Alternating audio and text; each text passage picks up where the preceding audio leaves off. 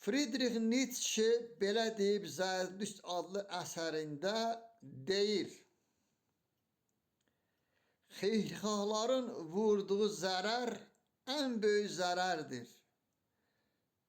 Nietzsche bunu deyərkən birbaşa Avestaya əsaslanır. Çünki bu kəlam Zərdüşt Peyğəmbərin kəlamıdır.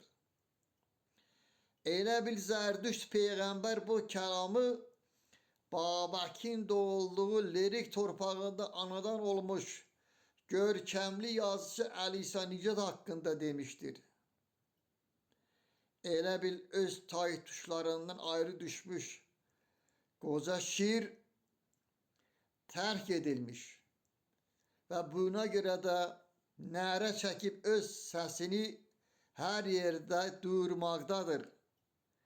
Yəqin ki, Əli İsa Nicad prezident təqaüdü alsaydı, yəni fərdi təqaüdünü alsaydı, heç bunları deməzdi və özünü bu müdriklik çağında hörmətdən salmazdı. Əli İsa Nicad lirikdə doğulmuş ən məşhur yazıçıdır.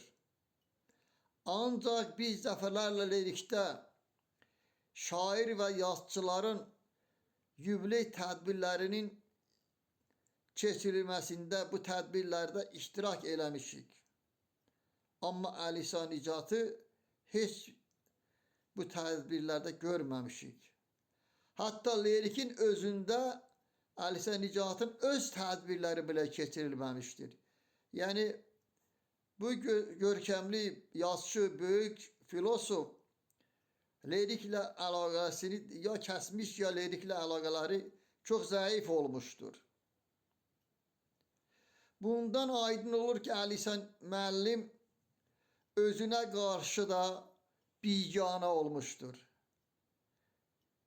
Görkəmli yazıçımıza can sağlığı arzu edirik, uzun ömür arzu edirik, 100-ə qədər yaşasın.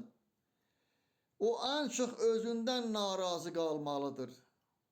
Bəli, Əli İsa Nicad böyük yazıçımız ən çox kimdən narazı qalmalıdır? Özündən narazı qalmalıdır.